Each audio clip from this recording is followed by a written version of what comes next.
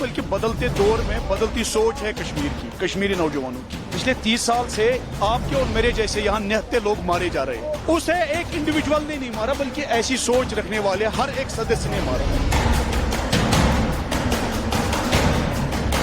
जब तक इंसाफ नहीं होगा कोई बंद नहीं। आज तो 370 नहीं है, मेरी क्यों मृत्यु हो रही है? अगर वो बेहतर कर दिए तो फिर पंडित बेचारा मारा नहीं जाता। कहाँ है हालत सब बेहतर?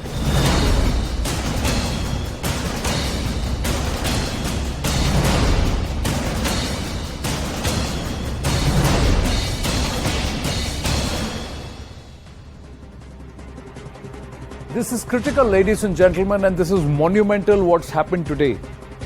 This was the hub of all activity that was against the very interest of Bharat. They were residing on Bharat, on sovereign Indian territory and batting for the enemy.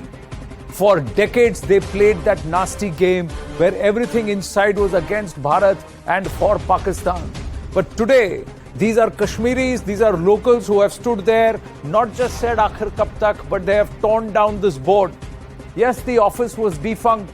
Yes, the members inside are all behind bars or hiding in little holes like mice that scurry away. But most importantly, this building stood there and this board stood there, a stark reminder of the horrors that this lot sitting here has machinated over the last few decades. And like one of the members said there, that it's not just that one individual who killed or one or two individuals who used Pak bullets to kill an Indian citizen in Puran Krishan Bhatt, but it is the mentality of those who backed such. Yes, this has been torn down, but perhaps the political edifice also needs to be torn down. The edifice that actually propped this lot up, the edifice that continues to give them cover fire, and the edifice that believes that it can come back to the seat of power in Jammu and Kashmir by riding on a sentiment that is alien to India, that believes that India is not their place and that India just needs to be used for their own personal machinations. Those who have played this dirty game of politics, should they deserve a place in Naya Jammu and Kashmir, or is this just the beginning of the end of this lot? No place for Pak proxies in Bharat is the question that we ask. Farooq Renzu Shah, Chairman Jamaat Etiqad Hanafiya International and Kashmir Society, is with us this evening. Amit Raina, Kashmiri activist and also who's got his roots in Kashmir, has been championing this for a long time, with us. Namaste. We're hoping for Sushil Panditji also to join us any moment now. But Mr. Farooq Renzu Shah, let me ask you, this lot, should they be allowed to go ahead and go back to the people? Should they be given a free run? Those who sat over, presided and went on an international holiday when Jammu Kashmir was burning and Kashmiris were being forced out in the name of political Islam. Should such lot be allowed to peddle the kind of narrative they did today? Why should they be allowed? Or is this tearing down of this board of the Hurriyat conference the beginning of the end of such lot? I was listening to you very carefully and watching it. I tell you, today it has gone on Amazon, Kashmir Beer's Throne. This is my book on Kashmir. And you were talking of the edifices which have created the situation, the infrastructure of violence. I call them Kashmir Beers. Beers, and they were sitting on the throne for centuries. And they have created the dynastic and the gangs all around. And what has been the story of Kashmir? The story of Kashmir has been create a wedge, devour the people and rule. In whatever mechanism you had, today you have referred one of the leaders of Kashmir telling, unless you give 370 back, your every Kashmiri will be killed. Every Kashmiri Pandit will be killed. He calls a Kashmir as Kashmiri Muslim, and Pandits will be killed because 370 will not be back. And it is the same 370 which has been owned by Imran Khan when he was the Prime Minister of Pakistan, and Shah Mahmud Qureshi hailing the endures of Gupkar gang. Listen and see this. And today's establishment of Pakistan continues with the same narrative. So what is the narrative? Narrative is create villains and create the villains is before you. I remember in 1989, 15 August, same leader whom you have referred just now is telling justice can be killed. Till then, each Pandit will be killed. Was telling that this Indian army has burned the Batmalu. He created the venom. Till now, till that day, 1989, it was being treated at Batmalu as a city was burned in 1965 war between India and Pakistan. But he changed that narrative, created the hate. Today also, the hate is being created on criminal lines. And people, you call the proxy, the board is one of the proxies, but it is the minor proxy. Today, the proxy is there. They continue your VIP treatment. They have the same person who is telling you every Kashmiri Pandit will be killed unless you give us 370 back. Is having 100% security, elite VIP protocol. And the person who's telling why is that being there given? Won't be any shoulder No, that is wrong, carry Mr. the Indian Andusha. flag. That should not be allowed. Why should such people be allowed that, Sushil Panditji? On the one hand, it hurts, it pains every time we lose a life. And when they are targeted just because they are Kashmiri Hindus or because they are those who decided that they will not leave their homes or they will salute the tricolor and work under the tricolor, this is their country. Then they don't peddle an enemy narrative, so they've got to succumb to the Pakistani bullets. Then these politicians should be made accountable. They should be made to give an account of the Pakistani bullets they sponsored, the 500,000 plus rifles and ammunition they allowed to enter into Jammu and Kashmir when they were in power. No questions are asked of them, and they are still given VIP treatment. I agree with you. They are invited by the Prime Minister over tea and snacks to suggest what should be done in Kashmir. And that too after keeping them in detention for several months because they were a threat to Kashmir's peace. Can you imagine? They were accused of, on the floor of Parliament, for dragging Kashmir to disaster, to complete ruin through their policies, through their hide-and-seek relationship with Hurriyat and with Jihad, and then they are supposed to tell us how to kickstart democracy in Kashmir, how to restore normalcy in Kashmir. Through your program, I must inform your viewers that Article 370 was the issue on which Pakistan expelled our High Commissioner, our envoy. Yeah. China went to Security Council on this issue.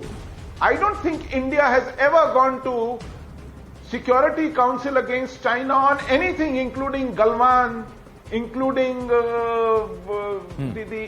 aggressions at Eastern Ladakh, or for that matter, India has ever expelled Pakistani envoy, whether it was an attack on our parliament or Kargil or attack on Mumbai or Pulwama. Have we ever expelled Pakistani envoy? And on 370, if Indian Parliament using its jurisdiction on constitution through an open debate and session arrives at a decision to which it is entitled. Yes. Our envoy is expelled. And today, till date, we don't have an envoy. It is 3 years.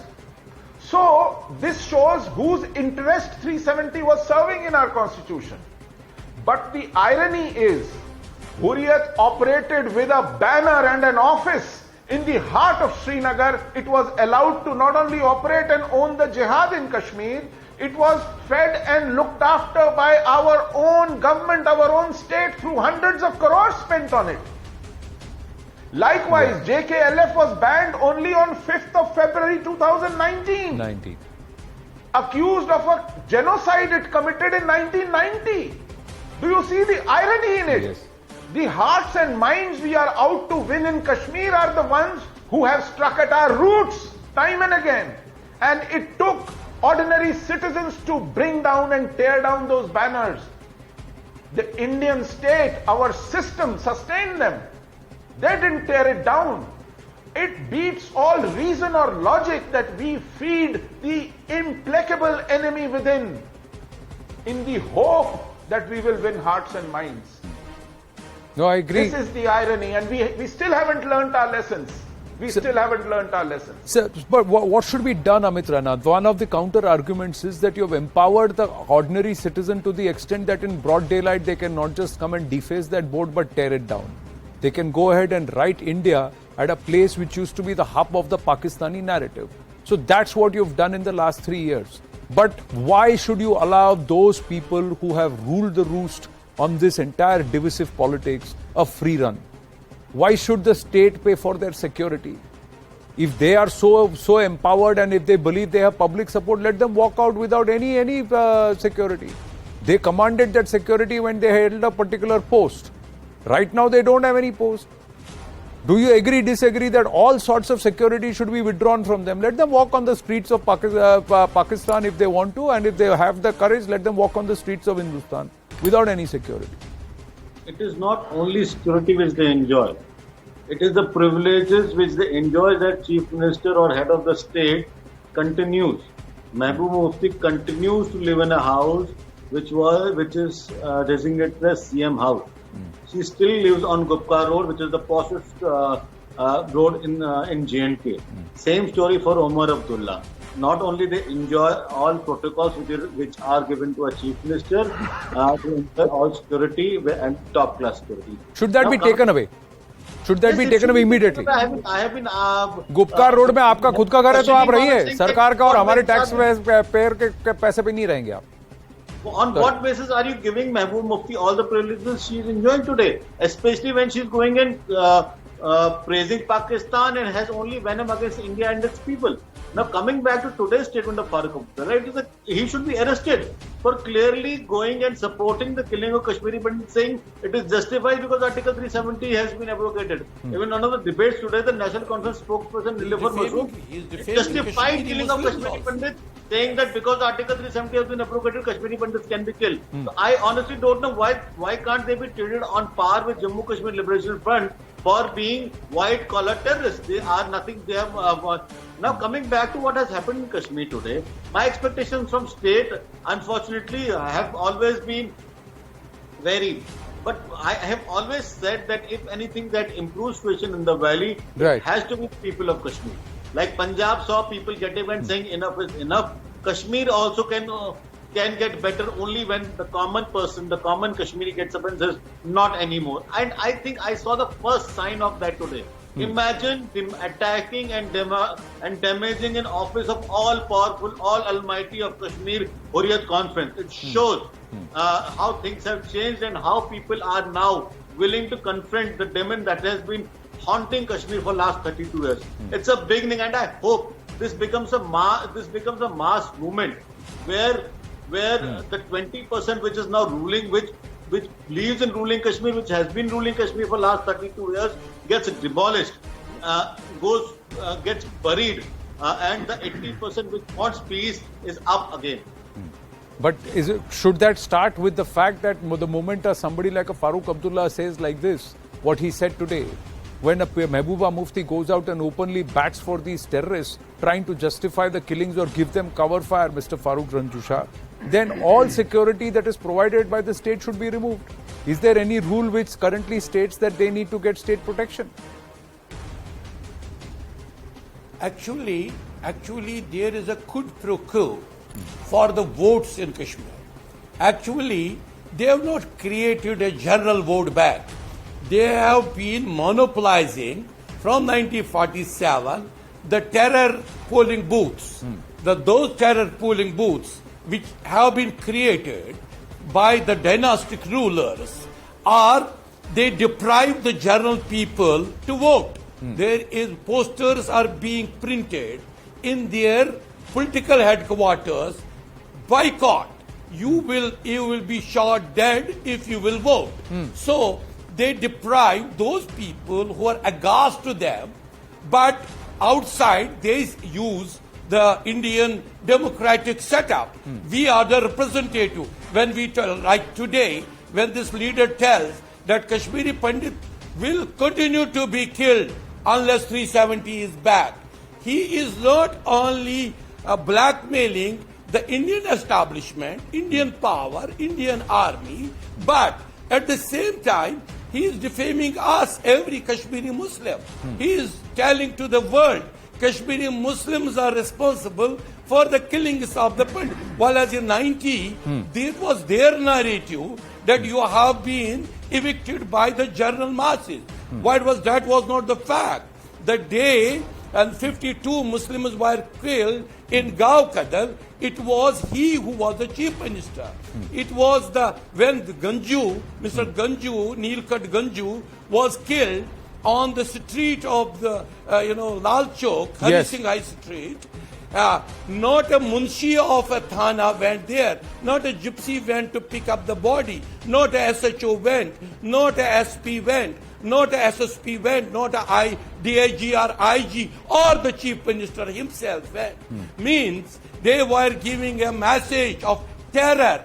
Otherwise, it was the establishment being paid by all Indian money, but being used by somebody else, giving a message, but defaming a Kashmiri Muslim. Yesterday, Puran Krishan was killed. I had and watched yesterday thousands assemble in the downtown area called Zindshah Stadium, and who prayed for him, who really just blasted the terror setups and said that we don't support that. No, if that on one hand. See, that is true, and the fact of the matter is, it is happening for anybody and everybody who's standing with the tricolour, who's the true spirit of Jammu and Kashmir is coming through at this point in time, and people are expressing themselves. They've got the confidence. So then, Sushil Panditji, let's try and collectively make a demand. Let the Jammu and Kashmir administration take the right stand. Withdraw security and state-backed any backup and privileges for all those who do not respect the tricolour and do not respect the sentiment of Bharat. 100% one. Why should such? अगर इनको लगता है इनके पास popular mandate है जो 7% voter turnout पे जाकर MP और सीएम बने हैं, if they believe they have the popular mandate, let them walk on the streets of Jammu and Kashmir and see what kind of mandate they get. Why should the soldier who they continue to abuse, why should the people who they continue to disrespect bear their costs and protect their lives? Anand, just withdrawal of privileges may not be enough. They need to be tried. They need to be tried in a tribunal for all their acts, heinous acts of having compromised the administration under their own watch, for having appointed dreaded criminals, having benefited from a genocide. Absolutely, sir. They need to be tried. They need to be sentenced. But more than that, they need to be made an example of, saying this is not how you behave, trying to loot the country and also enjoy its privileges. I have run out of time. I didn't realize I have run out of time. Thank you very much to all our panelists. Stay with us. Brass Tacks follows.